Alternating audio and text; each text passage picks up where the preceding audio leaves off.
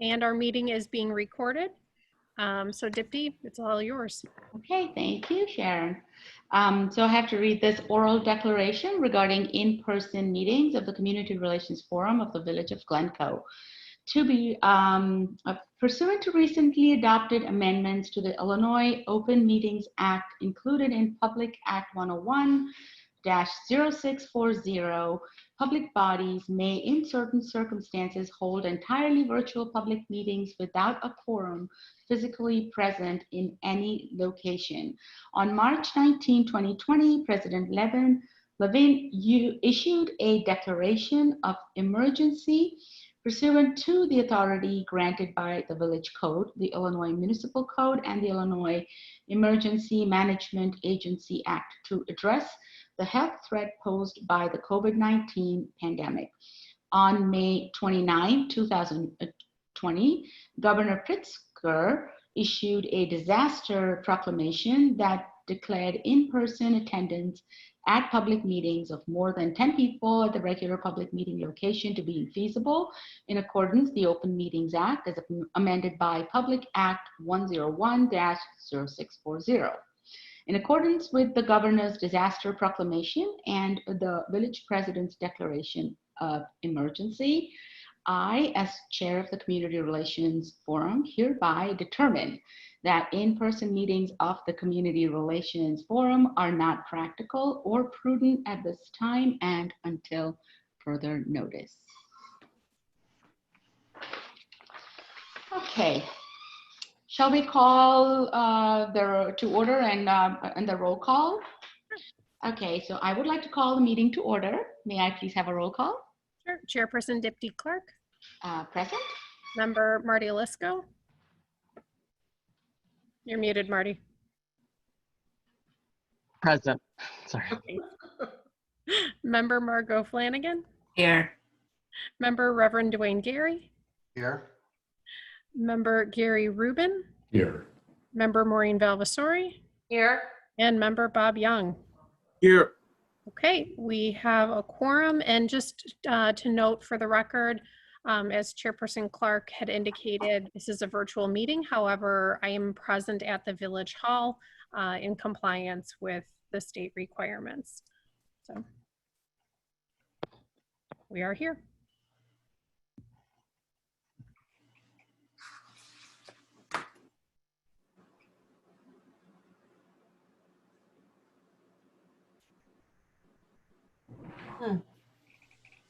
Dipti, you're cut out.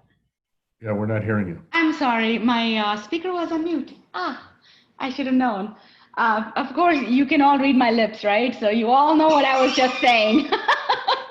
I was going to say the first item on the agenda is consideration of our meeting minutes, approving our meeting minutes from June 25th, 2020. Is there a motion to approve? So moved. I second the motion. So may I have a roll call over the vote, please? Ms. Tanner, you muted. Got it. Chairperson Dipti Clark. Yes. Member Marty Lisko. Yeah. Yes. Member Margot Flanagan. Aye. Member Reverend Dwayne Gary. Aye. Member Gary Rubin. Yes. Member Maureen Valvassori. Yes. And Member Bob Young. Yes. Okay, the motion carries. Right. You know, I was just going to say, have you seen that ad for the Prudential? Is it one of those insurance companies where they're all trying to do the Zoom thing, and then somebody's, you know, on the phone, and somebody's like, "Oh, I can't hear you," and somebody's like, you can see one eye. So we're doing much better than that. I just remembered that ad when we were, you know, talking. Okay, the next thing on our agenda, I'm sorry, I have to ask my dog to stop squeaking his toy because I'm sure it's very annoying for everyone. Just 1 second.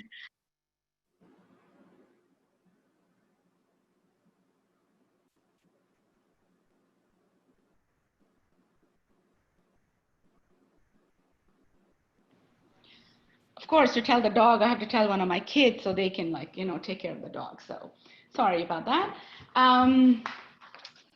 The next thing I would like to make is a public comment. Talk about any member of the public who may want to comment on something that is not on the agenda. So I will ask Sharon to read any public comments that were submitted prior to the meeting. And then after that, I will ask if any members of the public would like to comment on something that is not on the agenda. So if you would like to make a comment about something that is listed on the agenda, please hold that comment until that time. If a member of the public would like to make a comment now, that is not for something that's not on the agenda, can you please raise your hand by pressing the hand button, raise hand button, that's on the bottom right-hand corner of your screen. If you are joining the meeting online, but if you are on the phone, you can press *9. The village's public comment rules limit comments to 3 minutes. We did receive one public comment in advance of the meeting, which I will read now. Hello, my name is Bill Hansen, and I'm the Executive Director of Family Service of Glencoe, FSG, and submitting a comment on behalf of the organization. We at FSG are so grateful to see the Community Relations Forum meeting again and welcome the new chair and members. Thank you for taking on the very difficult issues of racism and social inequity and discussing ways in which the village can engage in community building efforts to live out the vision of being a welcoming and inclusive community. As recent events have shown, our communities across the nation and our country as a whole need to engage in a deep and sustained effort in order to achieve meaningful social change. As leader of FSG, a 105-year-old social service and mental health organization dedicated to the social, emotional, and mental health of the entire community, I humbly offer FSG as a partner in this effort and look to being a regular attendee at your meetings. FSG stands ready to engage in dialogue and partner with the forum and other village partners in relevant and appropriate activities, communications, events, etc., toward achievement of the plans and goals that come from this work. For now, I will defer offering input on any of the forum's discussion.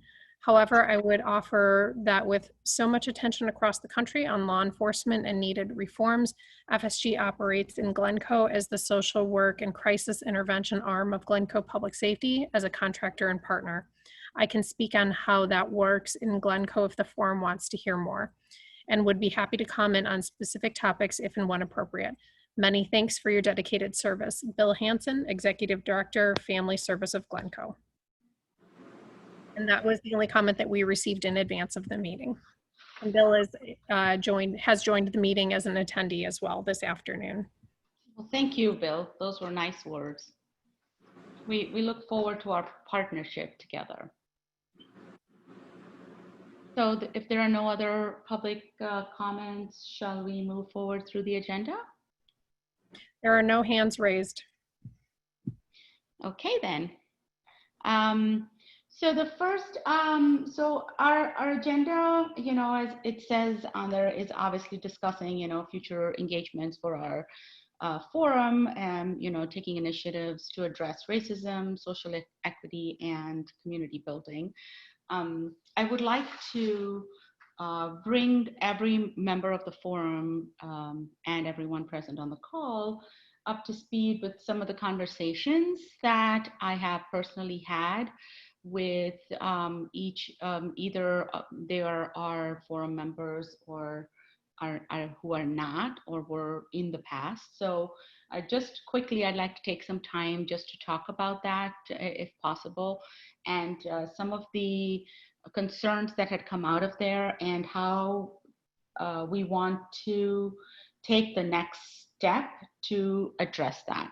But before we go into that, most of you have probably seen or heard about a disturbing video that was posted on Facebook. It happened downtown Glencoe, and another event, it was posted on Nextdoor. I couldn't find it though. I think it was removed later, but again, it was some racial slurs. And I just wanted to bring it up here in our meeting. It, I think, just happened 2 days ago, Sharon, correct me if I'm wrong. it's disturbing in many ways because the video shows some graffiti on the sidewalk. A man is washing it off. A lady is videotaping it, obviously clearly upset, and there's some exchange of words, and there's no empathy from either side. There are bystanders, and they are standing there.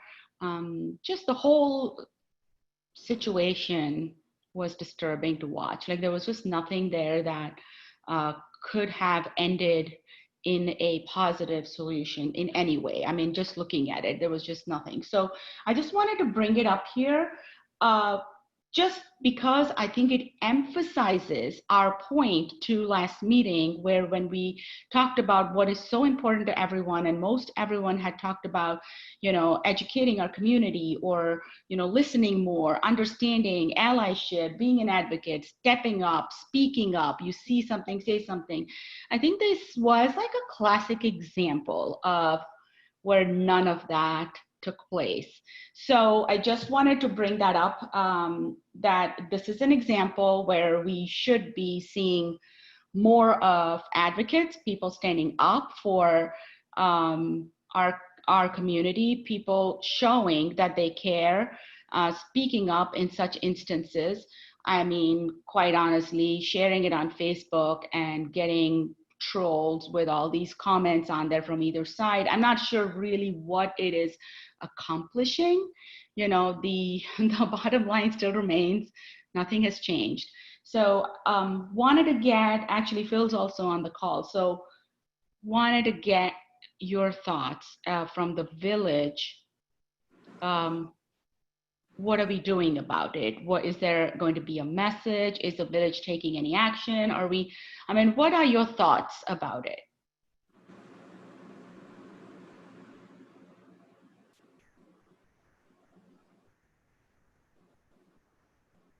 Sorry, I was on mute there. With regards to sidewalk chalk messaging, the village doesn't have a practice generally of removing sidewalk chalk on sidewalks throughout the village. Reverend Gary, I saw that you raised your hand. You don't need to raise your hand. You've got full audio control. So with regards to sidewalk chalk, generally, the village doesn't have a practice of removing sidewalk chalk on sidewalks throughout the community. Okay. Reverend Gary, did you have something to say? Yeah, I was going to ask either Chief Landowski or Ms. Tanner if the village has some type of ordinance as regards to public property, our public sidewalks. And I think Ms. Tanner just answered that for us. Right. We don't have anything in place to restrict it by any means right now. I could have this wrong, but wasn't it an effort promoted by the Glencoe Park District as part of the 4th of July festivities that families, children were out decorating streets and sidewalks with chalk? I don't know if that's where this came from, but I know my block there was a lot of chalk going on my block over 4th of July weekend. This is Phil Corrali. Just want to make mention, the Park District does have a chalk art event coming up this weekend. There was no formal encouragement of sidewalk chalking for 4th of July, though I do know it's certainly been a fairly common event since the beginning of the pandemic back in March. Where people have been utilizing the public sidewalks for inspiring messages and other commentary.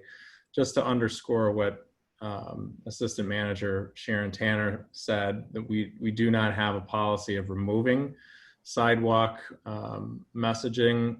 We don't necessarily encourage it either. I do think there are ways of sharing thoughts with our community. Certainly, if there are interested parties in getting messages out there. The only worry that I have from the standpoint of what's been happening in our downtown is to some degree what Dipti was pointing to, which is both sides kind of digging in and not necessarily dialoguing about it. And I do hope that rather than a silent back and forth with chalk messages, that perhaps there could be more of a dialogue about the same messaging that they are trying to convey to our community, and that it could perhaps be a productive effort from that standpoint. But we don't see sidewalk markings as graffiti. It is a temporary application. Certainly if there was the use of spray paint, or if there was the use of anything of a more permanent nature, signage, things of that nature, we would remove that, but has not been our practice at all in the past for the village to actually remove that. So the actions to remove any of it over the weekend were taken by individuals in the community, and certainly, as we saw in that video, with some animosity on both sides of the issue. So in any case, wanted to just share that information. Oh, thank you, Phil. So, you're kind of leading us into this discussion now, because really from the group, from our forum, I know, just in speaking to a lot of you independently, individually, we kind of share the same sentiment, right? I mean, we can't stop what people do, obviously. I mean, that's not in our control.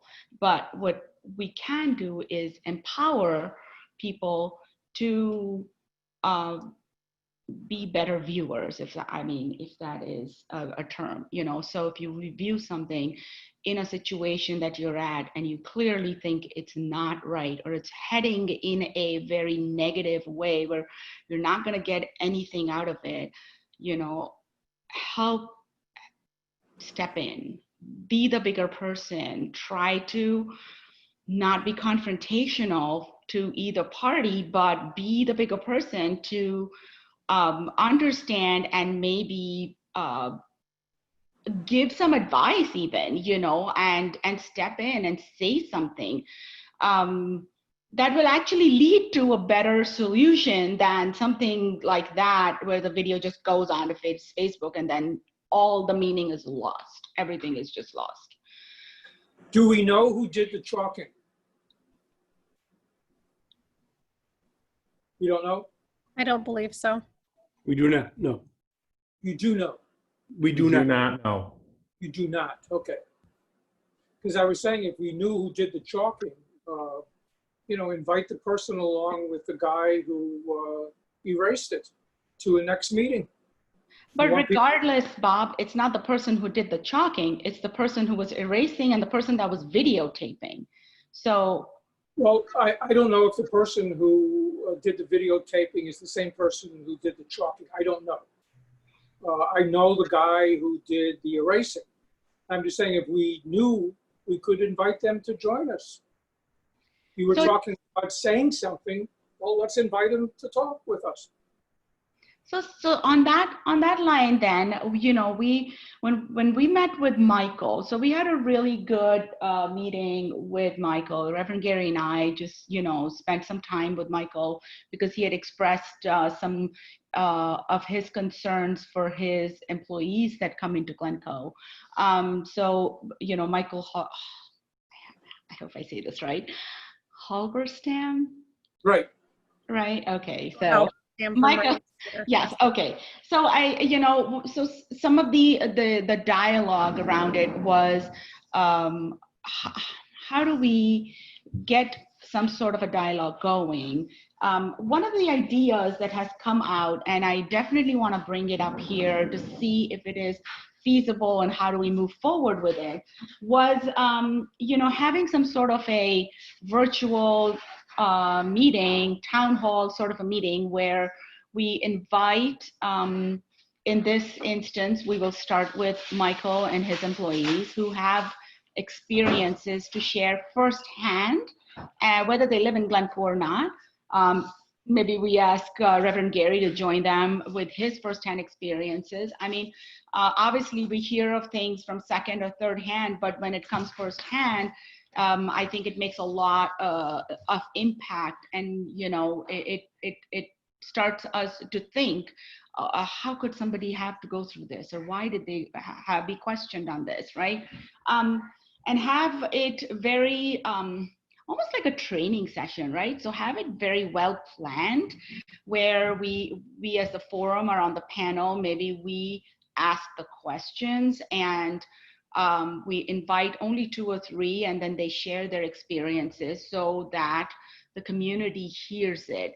And we could only have maybe 10 members attend the first time, but maybe second time around we go to do this, we have another business who has, you know, a similar issue, or maybe we invite somebody else to speak of their firsthand experiences, and then we take it forward going, this is how we're educating our community to just listen to what people are experiencing, instead of having this notion that we live in a very educated community and everybody is fine and there's no way this goes on in Glencoe, you know. So that was kind of one of the thought processes that came out of that conversation. You know, also maybe we could add in there some tips, some ideas for our community to say, if in a situation like this, if somebody goes to Harris Bank and is not treated properly, and you happen to be one of the customers there and you see that, here are some of the things you could say. I mean, you know, obviously this particular meeting is not going to happen just on the fly. We're going to have to do research. We're going to have to work on it. It's almost like putting together a training session, but it's going to need some work. We're going to have to go through proven methods and look through research and quote some books and authors to say, in certain scenarios, sometimes stepping in as a third person to say this would help. So we are empowering our residents or bystanders with ideas on what they can do. Several times people do think when they come back home, oh, there's something I could have done, or maybe I could have said, you know, so all benefit to them, you know, there is something that somebody could have said and done, but maybe they just don't know at that point. And if we give them those ideas on what they can respond with, it actually might help ease the situation right there, and maybe not repeat in that particular situation. I'm not saying we won't have other situations, but at least we've kind of handled one situation just by having one bystander step in. So that was kind of like an idea.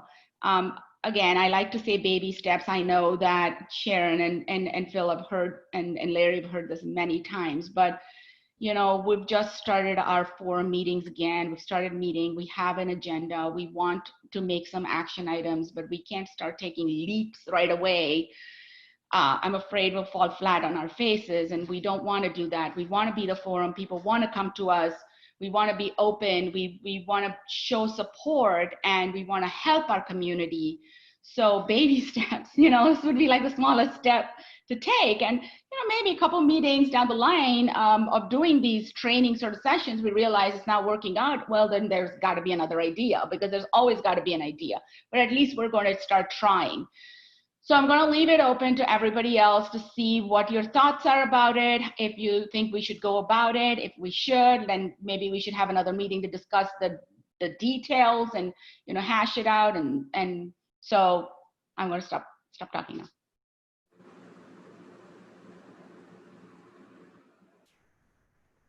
So Maureen, let's start with you. I think Margot had her hand up. Margot. Oh, I'm sorry. I did. Thank you, Maureen. Sure. Hi, everybody. I'm really glad that we're here back and talking again. And I apologize for leaving early last time. I had another Zoom meeting that I was hosting, so I had to free up my account. I think that those are wonderful ideas. And having had some experience with the Community Relations Forum on trying to gather people to come to events like that, we haven't tried virtual, and that may help because people won't have to leave their homes. But we have to be cognizant of the fact that we have to get people engaged and there. And when we start talking about multiple events, at least my past experience is that we lose audience along the way. It's hard to get the residents of Glencoe to go to these things. We used to do what we called heart-to-heart meetings when there were big issues in town. And we tried a bunch of different ways of doing it. We spread them out through different neighborhoods so that we're, several small meetings all on the same night. And sometimes we had really good attendance and then it would fall away. We most recently did that, and I think some of the members that are here maybe were there when the village was discussing a new water plant, or not a new water plant, but the different options that the village had when it comes to water. And obviously that's not as sexy as a topic as we're willing to provide our neighbors with. And so I think it is a good idea, and I agree that we're going to have to do some planning on it. And I think it may benefit us as a small group for us to be trained on how to have this, a productive and well-attended meeting, because I don't think any of us has the skill set necessary to drive a conversation that is this important. And it's kind of got a big, wide breadth of different issues. I mean, I think it would be really valuable for people in the village to hear firsthand experiences of people that have been caused to feel uncomfortable.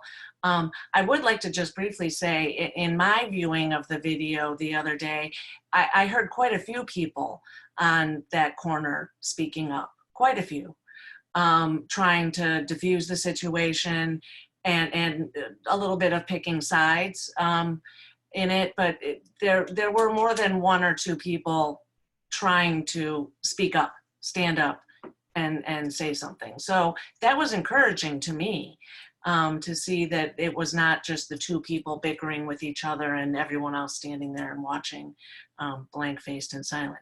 But so that being said, other than, trying to get an audience, and I'm not saying it for my own ego, I'm just saying if we're gonna help and we do it once and it fails, it's gonna be even more difficult to bring it back again. So it would help to have some experience. I read in the paper today, there was a great article on what many of our suburbs are doing around this various issue, and I'm sure some of you maybe saw it too, in the Chicago Tribune's morning edition. And they named a couple of people that maybe we could tag to come in and talk to our forum and tell us what we can do to ignite interest in our community and how to have a really productive conversation.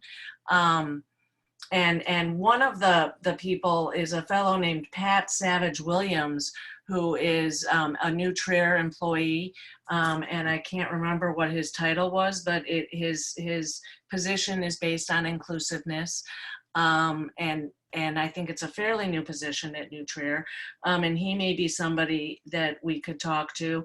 They also mentioned Evanston has a local chapter of the NAACP.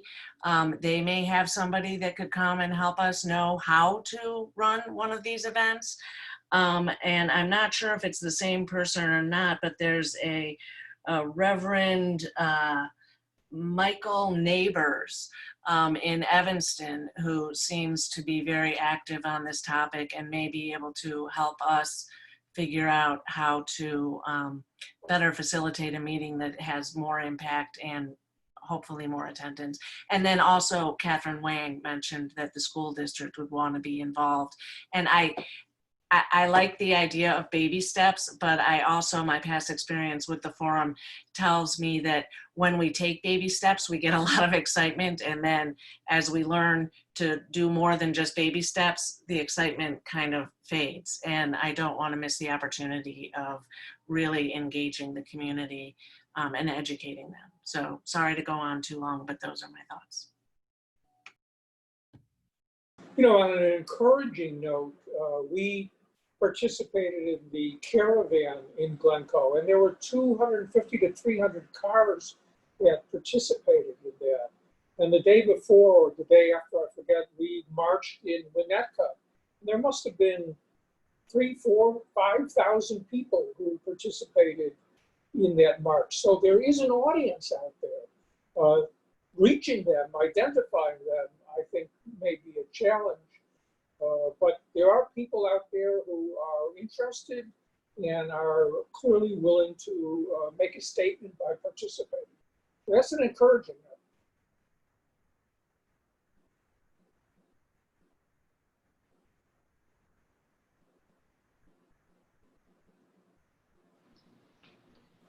We Margot, want to take it a step forward, though. I feel like, yes, people are going for these rallies and attending, but there has to be another step ahead of that, you know, I mean, to take action.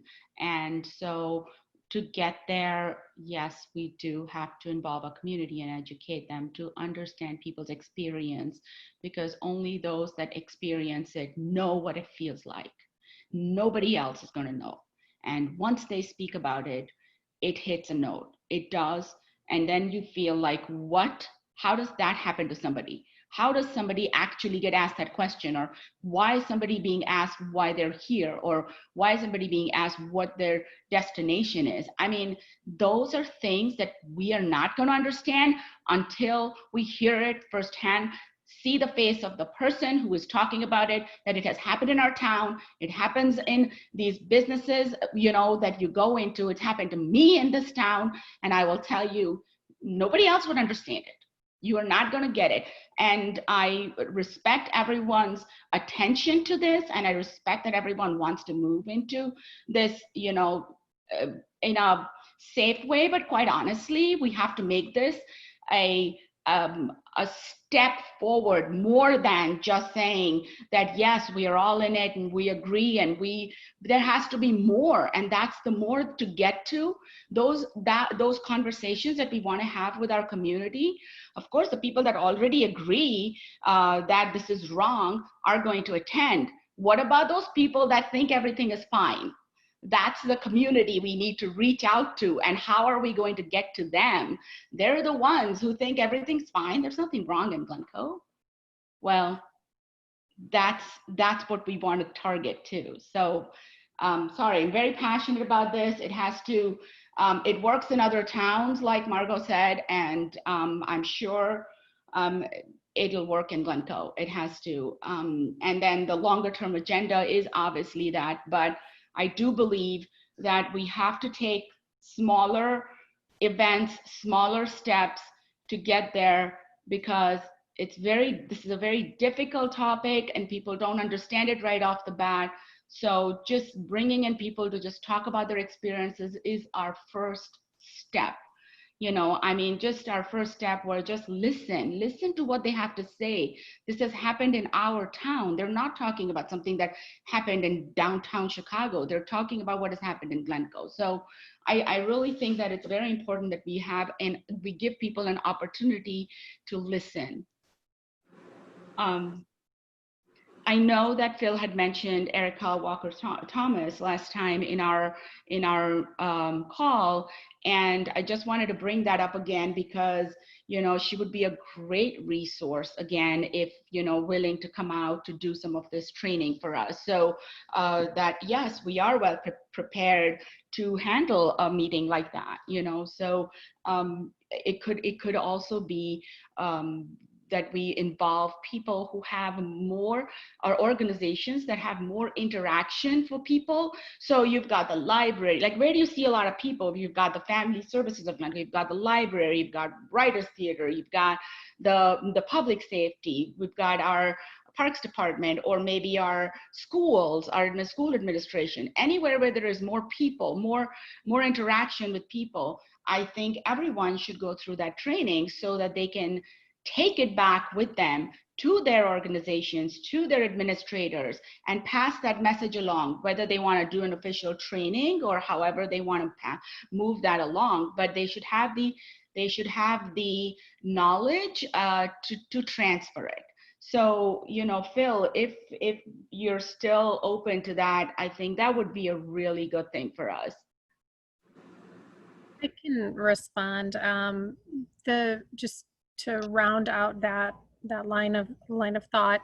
As Village Manager Corrali had mentioned in our last meeting, the village had been working with a consultant on some staff development initiatives, and there's the potential for us to expand some of those to the Community Relations Forum, or also think about how we could potentially offer programming publicly using a consultant, whether it's the consultant that we've worked with for staff initiatives, or other individuals such as some that Margot had mentioned, or other individuals who are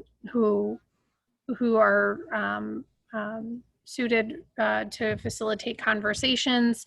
Those are certainly feasible for this group to talk about. I would suggest that to the extent that the forum would like to consider working with a consultant or an outside facilitator, that we spend some time, whether it's tonight or at a different meeting, thinking through some of the potential goals for such a program, so that we can select someone who would be well suited to facilitate or to assist with that effort, and we can build that as part of a series of goals or potential action items for this group to begin working toward.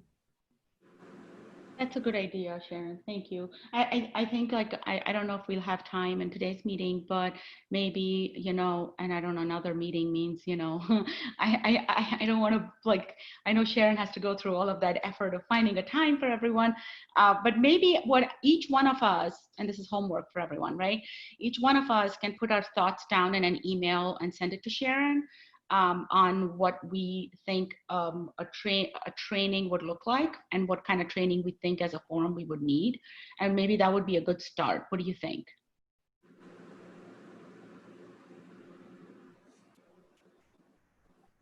No, I see one no and I see one nod, but I can only see 3 people on the video. So I'll say 2 things. I think that, you know, training in mediation is a long and extensive process, but being able to just have a few key pointers from somebody who comes and, you know, trains us in maybe a meeting or 2 is helpful.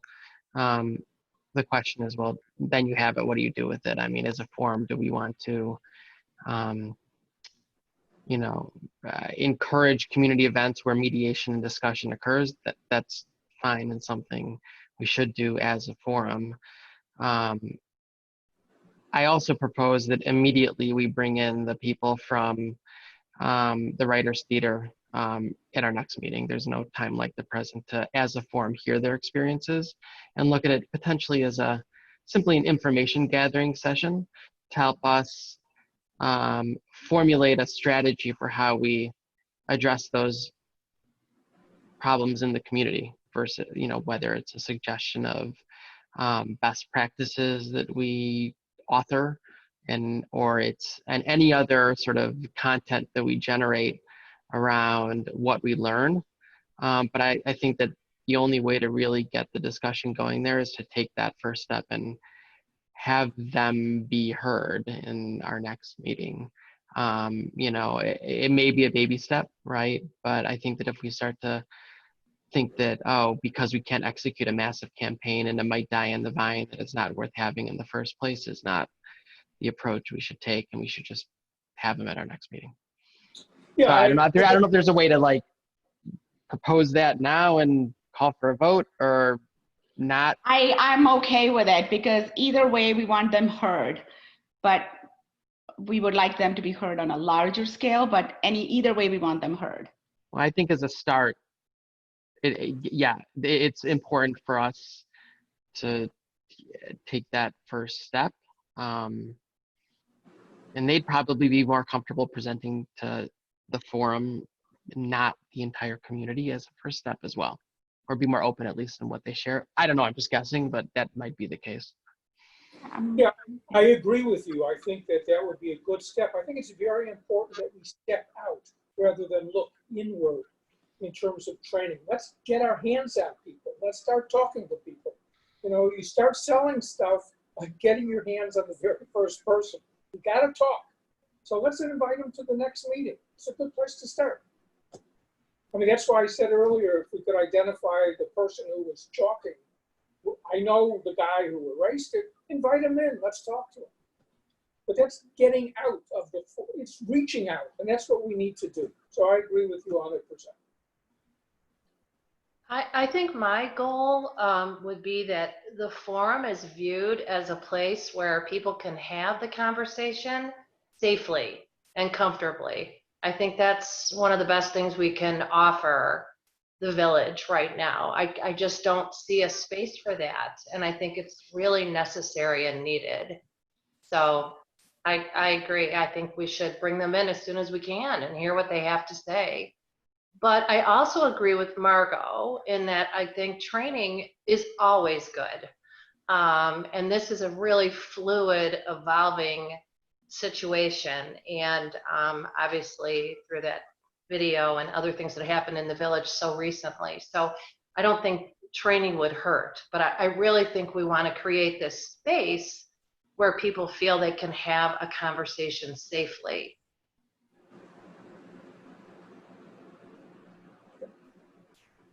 So is everyone okay with it then? Can we agree to extend an invitation to the people from Writers Theater to join us for the next meeting? Well, we'll have to ask Michael if he would be okay with it as well. Right. Do we need to vote on that? You do not. This can be just a discussion item. You don't need to take a formal vote in order to invite individuals to participate in a conversation. Oh, good. It's easier. Can we offer Michael a couple of dates of our meetings to get a choice for his actors to be able to be available to present unto us? And that would be our day that they present. Because if we're meeting every other week, it will be, just to give him time to reach out. We do not know about their own schedules, their workplace, and all the other stuff. Just want to just be courteous of that as well and mindful. Yep, that's a great suggestion, Reverend Gary, and I'm happy to help coordinate that as we're lining up future meeting dates for the forum. We can certainly share those with any organizations that you would like to invite to meet and to have a conversation with. To Margaret's point, Reverend Michael Neighbors is the pastor of Second Baptist in Evanston, and he also served as the president of the NAACP. So if you need his contact information, I can share it with the group. Good. Yeah. I mean, let's reach out. I think those are excellent ideas, and I think we should, and I give them a choice of dates, et cetera, so we make it more likely that people can come and speak with us, and then organize that as soon as feasible. And I don't know to what extent, if that's what we're doing. Obviously, these are all open meetings, and hopefully there'll be some publicity about, within the community if other folks, hopefully a lot of people will want to come into the Zoom call and listen. But, when we're starting to query whether or not that is even a place where having a facilitator is helpful to us or not. Merely, we're going to be listening, people are going to be telling their stories, and it's not like we don't have our own questions to ask. It's not so much a mediation in that circumstance as an exploration and trying to understand their stories that they're telling us and dig deeper into it, and what's appropriate, not appropriate, in terms of respecting people's emotions and everything else that are putting themselves out there and telling a painful story to you. And I don't know if we should try to have a mediator or somebody talk to us about that or not. I'm just asking the question. You all might know that better than I do.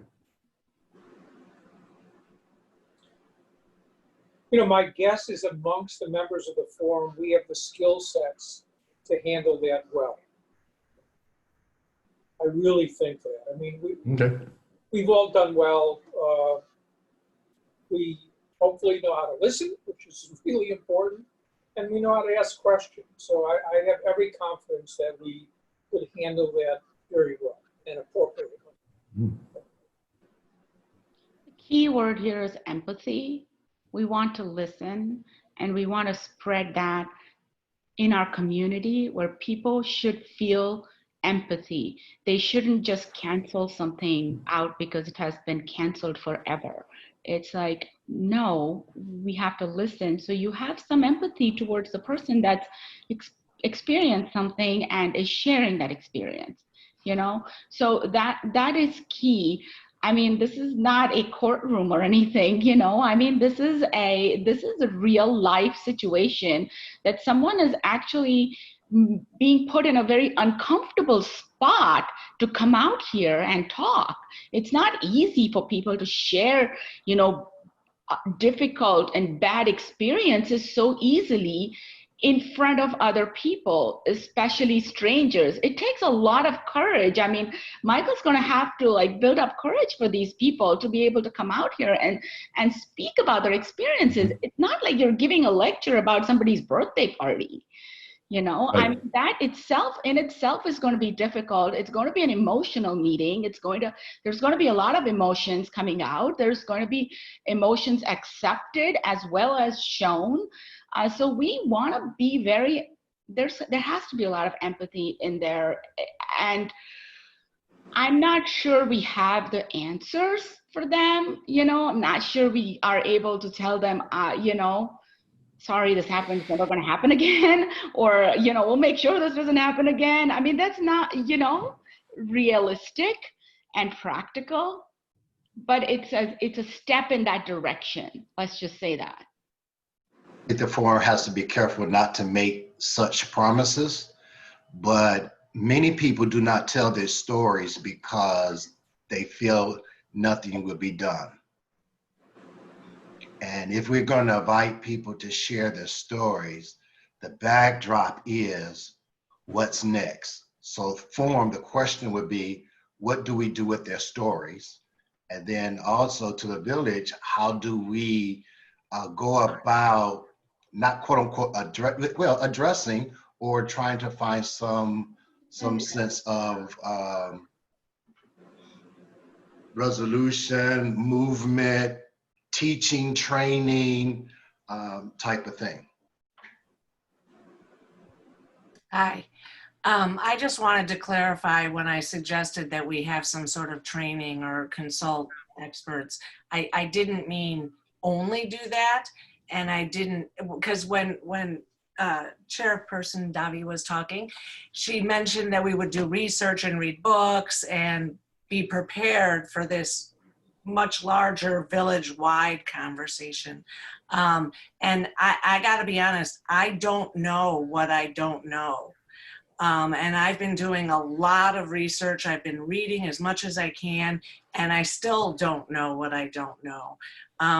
Primarily because I've never had experiences like that, but also because I think I've lived in a place where I didn't want to believe that the people of my community were experiencing those things or to any serious level. And so I'm all for hearing people's stories. I think we have to be cognizant if we're going to want them to tell their stories twice, you know, let them know that that could be a possibility. And I also would really like, you know, I can read books and I have been, and I can read newspaper articles, but to talk to somebody who's familiar with our community, or at least our region of the Chicago area, I think would be really helpful in knowing what questions to ask and knowing what to listen for. I mean, I've got empathy, I can understand that, and I believe I can show empathy, but I do want to be able to give educated encouragement, because I don't want to give false hope. But that's just me. I'm not very I'm not very educated in this issue, and I am looking forward to becoming that way, but I don't want to make any mistakes along the way.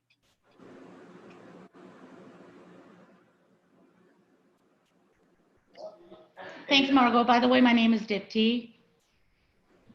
That's okay. I read your lips. That's okay. Don't worry about it. I just wanted to make sure that you know, it's DIPTI. You're on mute. I couldn't read. Something was blocking my view. I'm sorry. That's okay. That's okay. No problem. I just wanted to clarify that. No, it's okay. It's okay. I see your face. So if we're, the only thing I'm thinking is it shouldn't be once or twice. Maybe we want these people to share their stories again and again and again and again. If they're comfortable, yes, please come again and again and again and talk about it. You know, different forums if they want to be invited or however, but we have to reach out to our community. So if this forum is a place to reach out, that's fine. But we want to reach out and have more people listen to it. Reverend Gary has a great point. Obviously, everyone wants to know what's going to be next. So here I am sharing my story, but then what are you going to do with it? And, you know, initially maybe our answer is we don't know, but we want everyone to listen. And would you be willing to come and tell your story again and again, because we want everyone to listen. So we do want our message as a group together on that one. So when we're working with Michael and having his people come and speak to it, and if they are concerned on what's next, we do have that answer for them, which I don't know what it is, I'll be honest. In just thinking about how to engage the community to sort of changing, well, not changing topics, but addressing a different aspect of what we've been speaking of. And thinking about how to engage the community to come join us for a broader meeting, a broader listening session or discussion session, as the case may be, whenever we have them. But just starting right away, I would like to get more people listening to these things, and then hopefully commenting, sending us their comments, sending us their ideas.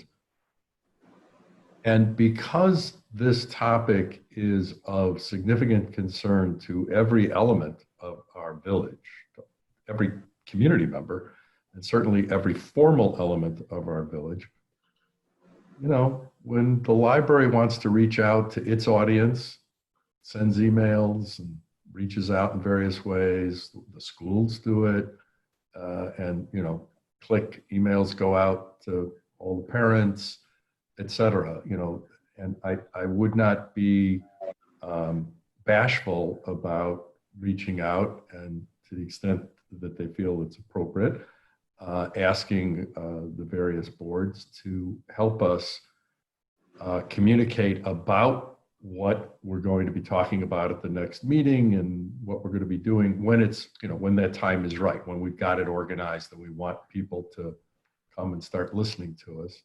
And so along with other methods of getting the word out, including Nextdoor, Facebook, or otherwise, I would hope that we would engage all of our boards in town to use their communication systems to get the word out and try for the largest group possible. You know, I'd hope we, you know, exceed the Zoom limits. That would be a great success.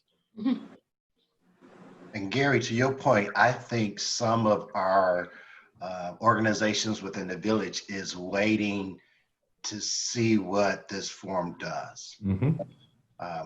I had talks with the Rotary Club, other organizations, and I've been directing them to bring their concerns to our forum, Mm-hmm. right? And they have a platform.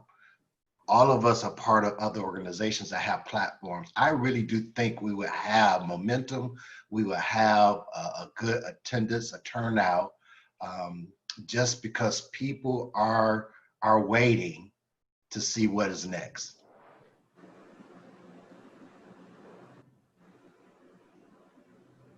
So is everyone in favor then of maybe not the next, or I mean, whenever it's available for Michael, to have people talk about their experiences?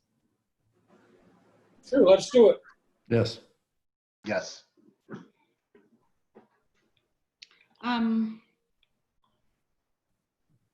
The other thing I wanted to do was I wanted to give some time for Bob and Reverend Gary to talk a little bit. I mean, I don't know how much more time we have, Sharon.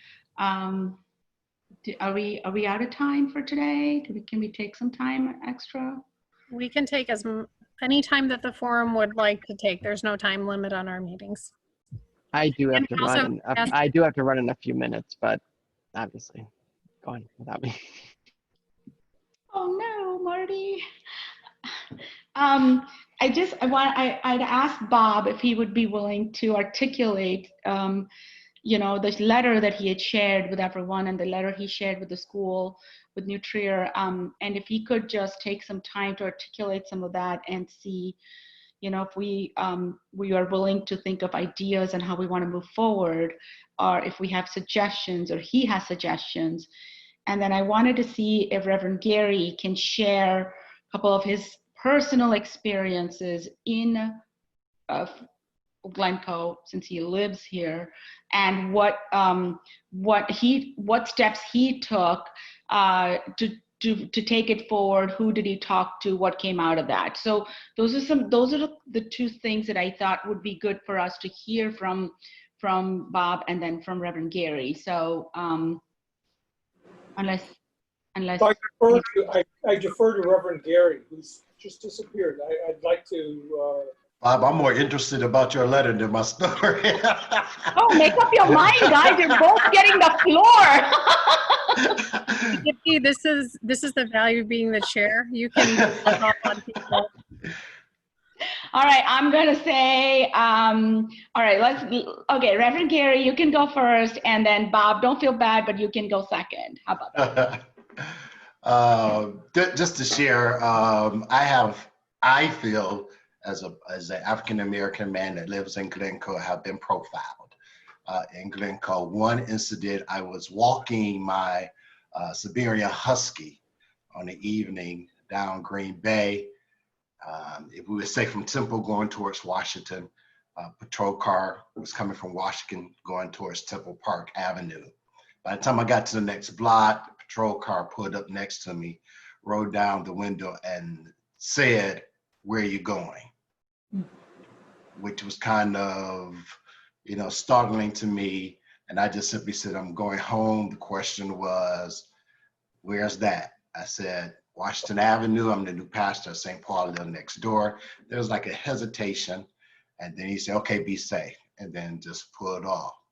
So, I'm new in the area. I'm new to Illinois.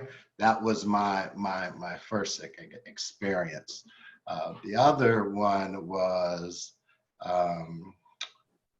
getting the street that Writers Theater is on. But I was coming from the bank, got in my car, backed out, was going towards Green Bay. There was a car in front of me at the stoplight. I put up behind it. It was a patrol car that was parked legally. My windows rolled down. It was early, I want to say late February, early March, on a warm day. Windows was rolled down. My phone rang, and my phone is connected to my car.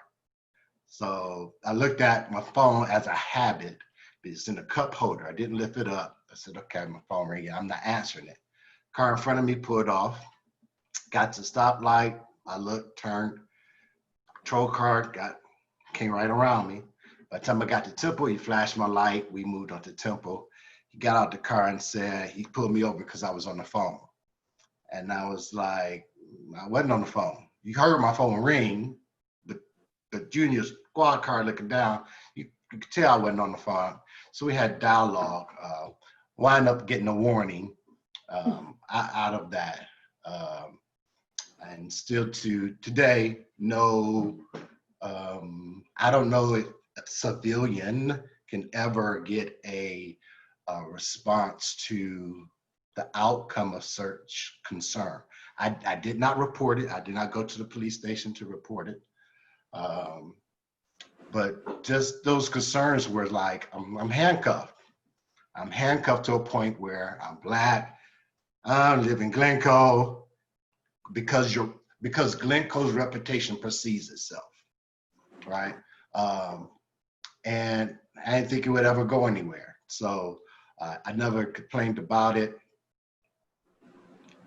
So don't know. But one thing I do know, as an African American man, I felt that I was profiled. You know, I can't drive a decent car, whether it's mine or my fiance's or whoever car I'm in. I feel that I'm targeted. So that was just my couple of experiences I had while I was I live in Glencoe. You know, I can even share the time with my son driving my car. My car is a Lincoln, and I have tinted windows.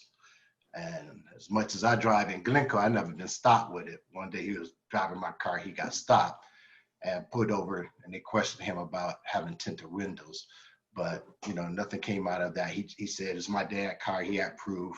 I think that was just you know, them doing their job. So there's nothing about that.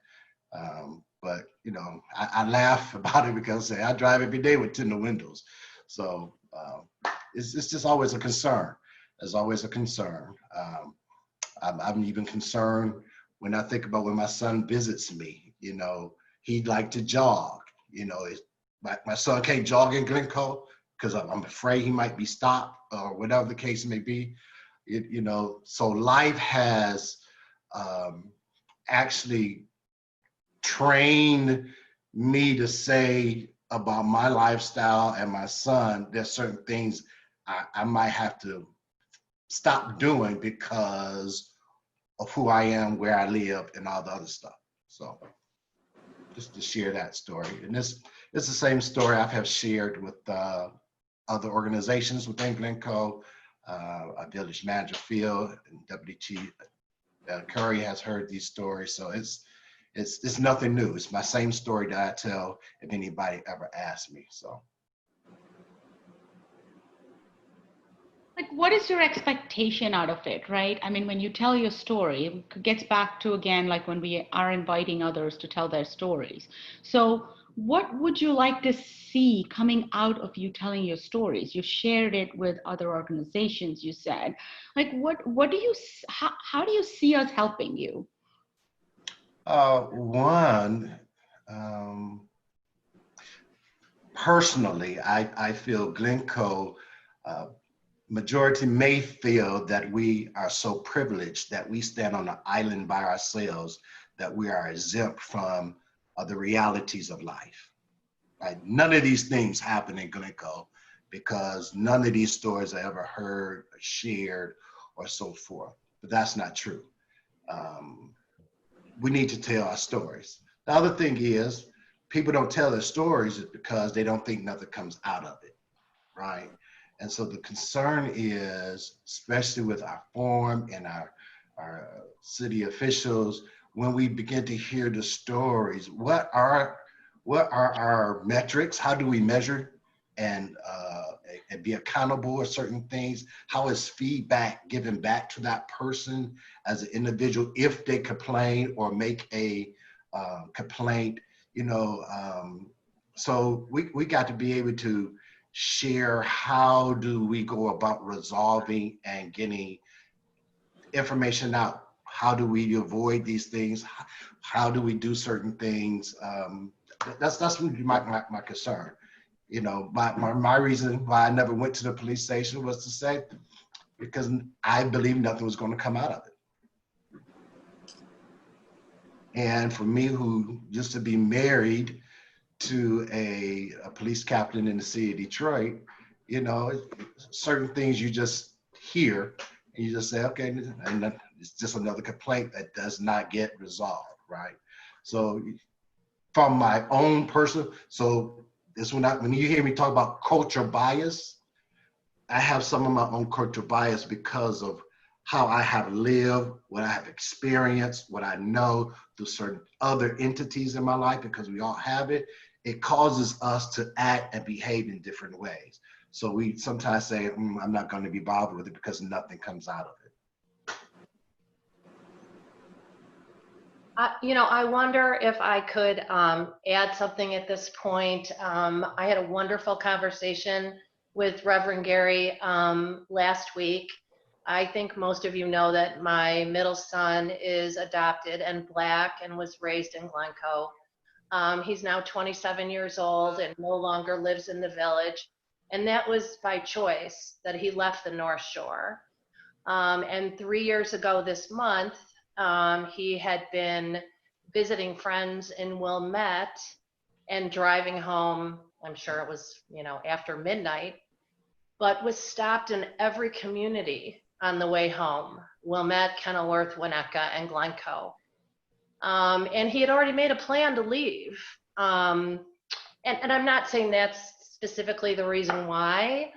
It was for a lot of reasons, but he definitely faced challenges that my other two children did not.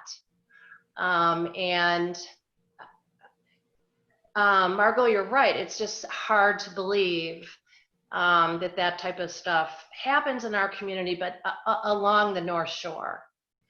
So what I would say, Reverend Gary, is, I owe you a debt of thanks for the car rally and for that lovely young woman that spoke up. Because she did, it gave me the courage to tell our story. And you and I had a wonderful exchange, and we have a lot in common. And I think, again, this is where the forum can be extremely helpful to create this space where people can come forward and not be fearful. I, like you, did not report anything. But I think that was out of concern. I didn't know where it would go. And maybe that was not the best choice. But even given my family situation, I feel like I have so much to learn. So I think we can all do it together and, make the village a better place. But I really feel that these stories need to come forward, and the change will begin. So when you say come forward, so I know, and I don't want to put Carrie on the spot, but I know, Carrie, you're in our meeting, right? And I'm very thankful that you're here, because you're hearing these stories firsthand, maybe later than what you should, but you are hearing them. Do you have any thoughts to share about these? Have you heard about them? Have they been brought to your attention? I will say that over the last few years, we've had some conversations with Writers Theater and their actors to try to overcome some of these fears that they have. Very similar to Reverend Gary's experiences of being stopped or having business people look at them funny when they come inside and things like that. So, we were trying to soften that for them, with the actors. We did that on 2 occasions. The issues here is, people being treated differently is such a part of our culture now that people lose sight of the fact that everybody has their own experiences and perceptions. Reverend Gary, when a police officer conducts a traffic stop in the middle of the night with tinted windows, like you explained, obviously they don't know the race of the driver. For the police officer, it's just another traffic stop. For the driver of that car, if they're Black, it's I'm being stopped because I'm Black. So the difficulty we have here is we can train people and we can have people sign documents that they're going to be inclusive, but the reality is we can't change the way people think and what their perceptions and fears may be.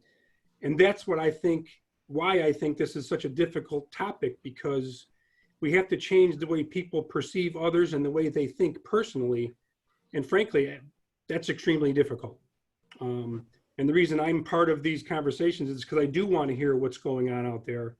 I said it last time we met. I want to make sure that our public safety officers aren't doing the things that you're, indicating that happened to you, because we don't want to be part of the reason that people are afraid to come to Glencoe.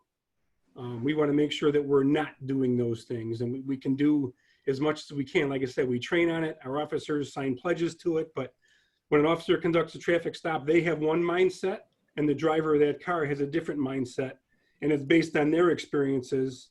And between the officer and the person being stopped, their experiences are vastly different.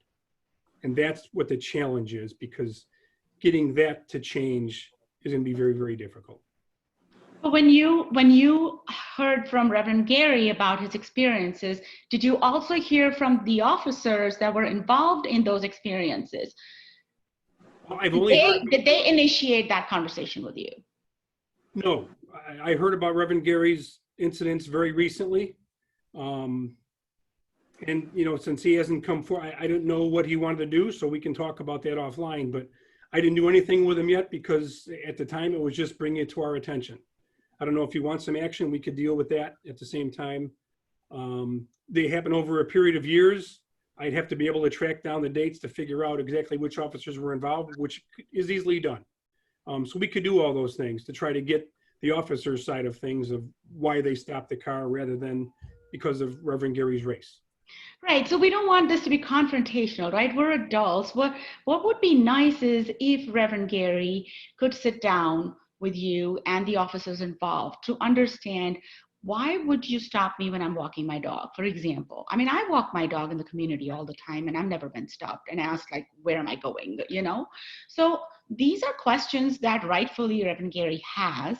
And I think that would be the next step, to understand why your officers are thinking or doing what they're doing. And it could be where they're not even able to see his race in the dark, and that might even be the answer. But I'm just saying that there has to be a dialogue and both sides of the story. And Reverend Gary needs to also feel that comfort, or even like Maureen's son who lives here wanting to leave. I mean, yes, we of course want people to feel comfortable to come, but people that live here wanting to leave, that's a totally different story, you know? So like, why was he stopped in every town? We don't know, but why was he even stopped in Glencoe, right? That much answer you could have, right? I mean, I drive around, I have 3 teenagers. I'm constantly picking someone up in Wilmette or dropping someone up in off in Winnetka. And sometimes it's after midnight. I haven't been stopped by any police officers. And so, you know, these are questions that are, I think, valid. They're raised. It doesn't mean anybody's pointing any fingers and saying, like, you did this on purpose or anything. We're not jumping to that conclusion, but rightfully, it requires some sort of either investigation or a dialogue or some sort of talk, you know? No, I agree. And I will say that, you know, over the years that I've been working here, we do get complaints from citizens. And I know, Reverend Gary, your experience in Detroit obviously wasn't very good. I could tell you in Glencoe, when people make complaints, we do a thorough investigation. We talk to the complainant, we talk to any witnesses, we talk to the officers involved, and we have in-car, squad car video and audio, which usually helps us determine what really happened. So I will say, when complaints like this are brought to our attention, we do investigate them, and we do get back to the complainant and advise them of what happened, so that there are some answers. So I feel bad that you didn't come forward in the past when these happened, because the best time to deal with these things is when they happen, while things are fresh. But I'm more than happy to look into the ones you're talking about. And I can sit down with you anytime we could do just that. We'll talk offline to make that happen. Very good. Thank you. Thank you, Reverend Gary, for sharing those. I'm sure it's painful every time to bring up experiences like that, but it's good. It's good to share it, though. I mean, one lesson is, if you feel unsafe in any manner, you need to report it. Right. That's really the bottom line. Whether it's with the people we saw on the video, whether it's with law enforcement, with any village official, if there is some concern of unsafety, you don't feel safe at all, you need to be able to complain. Make a complaint, not be a complainer, but make a complaint. Yep. So it can be, you know, investigated. Right. Thank you. Anybody in the forum wants to say anything, or can we let Bob have the floor?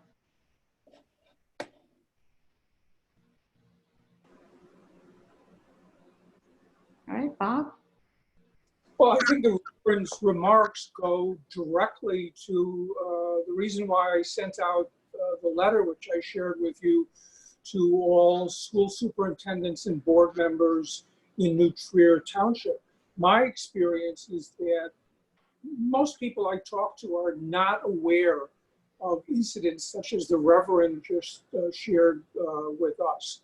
And when you talk about things that have gone on in Glencoe, in New Trier Township, many people not only don't know about it, but are shocked that they would happen in the first place.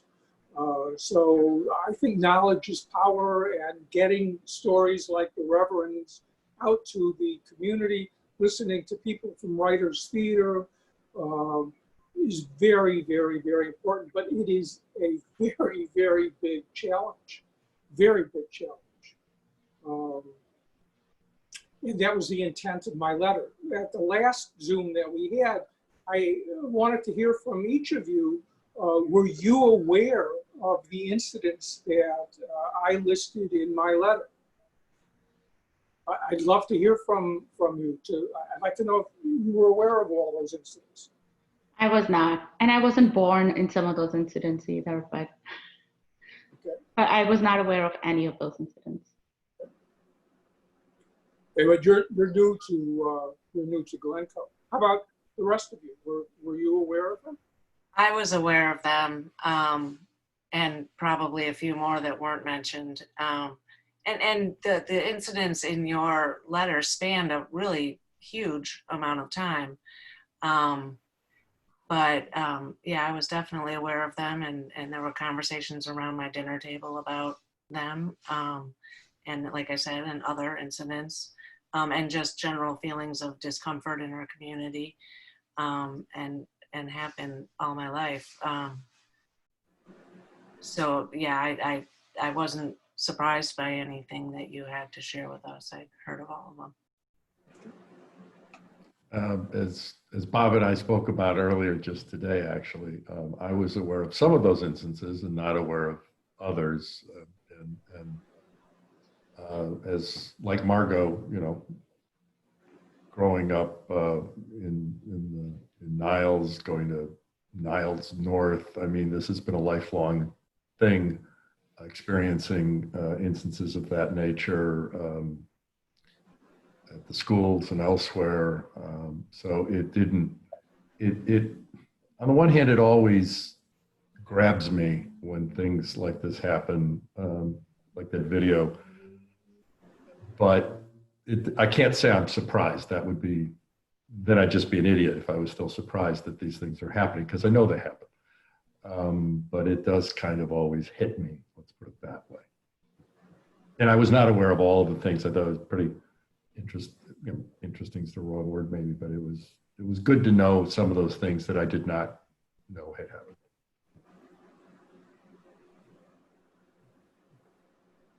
Yeah, I was familiar with some, not all. I was grateful to get the information. You went to a lot of trouble and it was very comprehensive, so I appreciate that. And you know, I think that your letter said a lot, and I think I really want to state this. I don't want, you know, this doesn't all fall to public safety. You know, we are tremendously blessed to have the resources that we do. There's room for improvement everywhere, but as I shared at the last meeting, our first instance of racism took place when my child was in kindergarten in a school hallway. So, you know, there's work to be, as your letter pointed out, there's work to be done in a lot of areas. So thank you. I appreciate that information. Yeah, Bob, I was very enlightened about the ADA, which I did not even know about. What has been any outcome, any resolve, any conversation about your questions in the letter have been answered? Do you know of that you can share? You know, after I sent the letter out, I met with the superintendent of New Trier, Paul, Sally, and Catherine Wang. The kid that I saw that prompted some of the letter, my guess is there was an innocent explanation, but it reminded me, as I wrote in the letter, that former New Trier Superintendent Bangser in the late 90s became aware that boys at New Trier were wearing neo-Nazi symbols.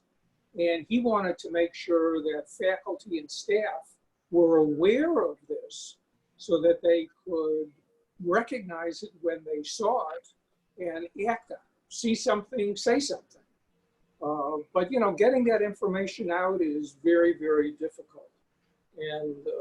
And again, there seems to be a reluctance to believe that could happen in a community like Glencoe. I mean, when, in the letter I mentioned a New Trier grad shot to death 2 people, 2 African Americans. One of them was Ricky Birdsong, who was a coach at Northwestern University. He shot, I think, 3 or 4 Orthodox Jews in Rogers Park. People, how could that happen? How could someone do it? My synagogue was defaced by one of the people that I mentioned. Swastika was drawn on. I belong to Jeremiah. So, I'm always reminded of the American writer William Faulkner, who said that history isn't dead, it's not even past. And Faulkner nailed it. History is right next to us, and getting these messages across is a hell of a challenge, a hell of a challenge. We've got our work cut out for us.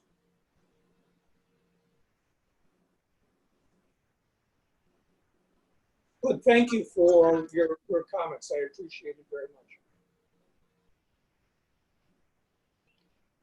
So Bob, we wanna take these as part of our mission, right? I mean, it's part of the big picture that we're working towards. So that's why I wanted you to articulate your letter here so everyone hears it. Some may not have read it. So thank you for explaining that to everyone. You're welcome. Do we want to take a couple of action items out of this meeting? I don't know, Sharon, do you want to go over them? Do you want me to go over them? No, I think you could go through them very nicely. So I'm wondering if Maureen and I can get together with Michael sometime, and we can, right? 2 of us, or does it become a forum meeting? Okay.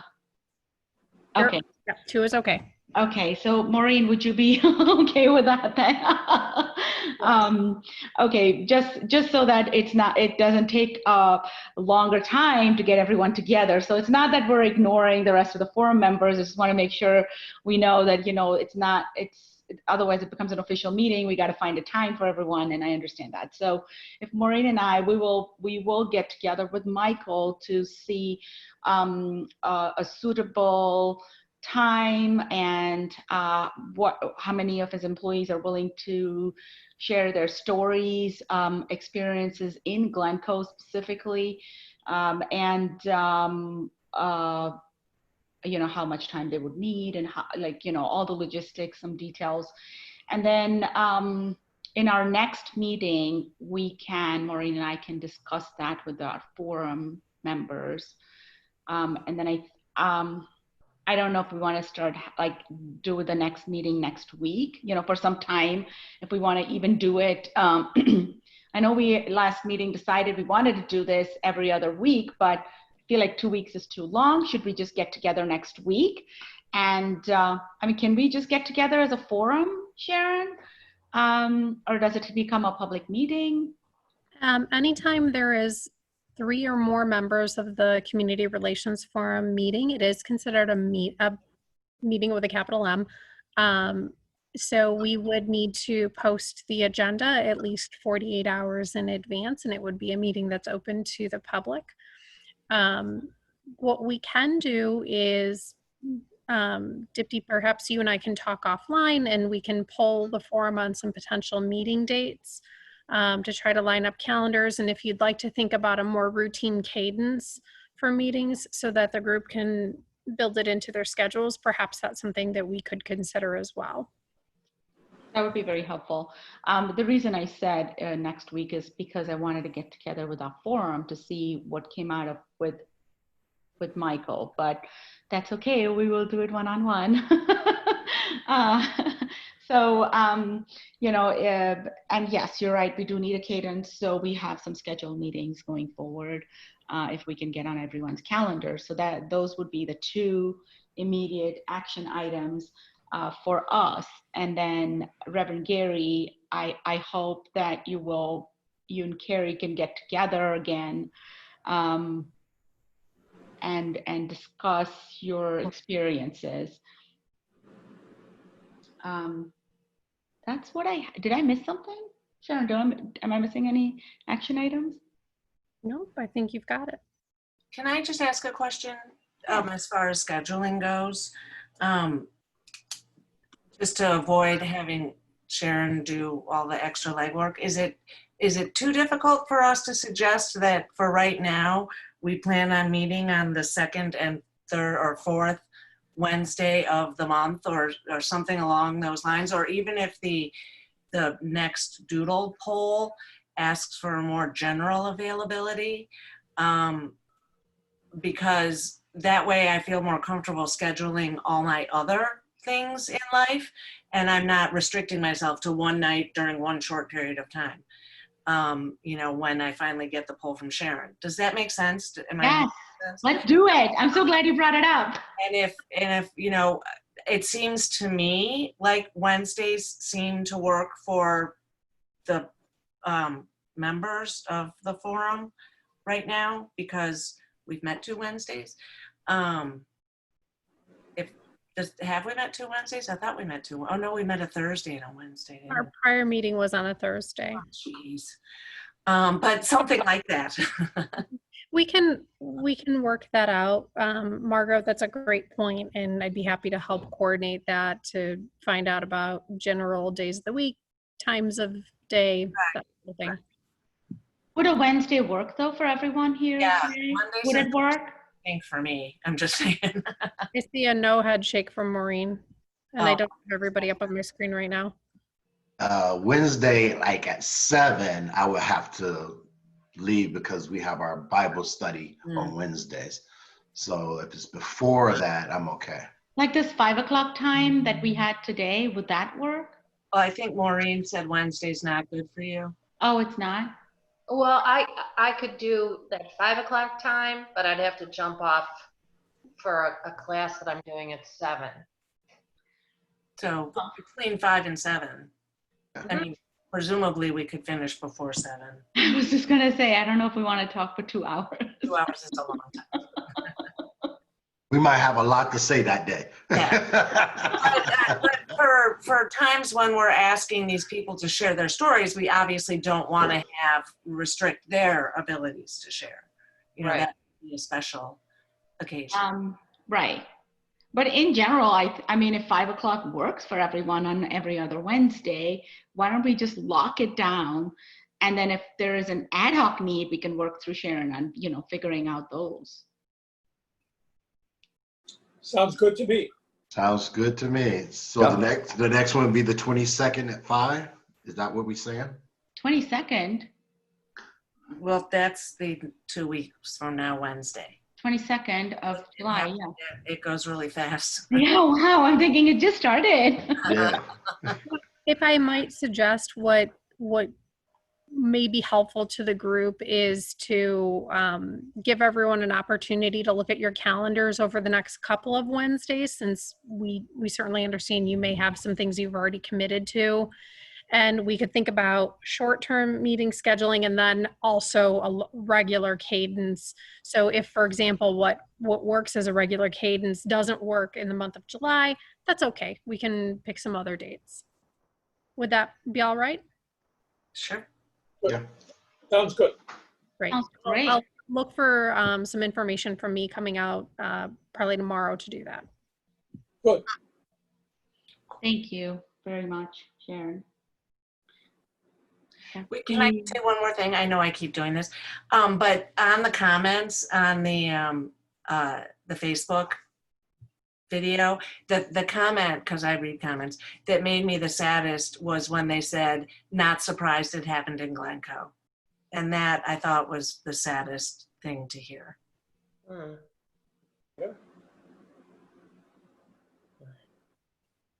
Well, somebody thinks that. Yeah. Okay. Those are the agenda items that I thought we could talk about today. Is there anything else anybody wants to bring up right now? Anything we've not covered? Anything that's important we should talk about in today's meeting? I know we've gone way over, but no? Okay. Is there any other business that any member of the forum would like to raise? No. Okay, so we have our next couple meetings that we think we might work through. So Sharon, thank you again for working through our schedules. So then, are there any public comments that were submitted related to the agenda? Let me check.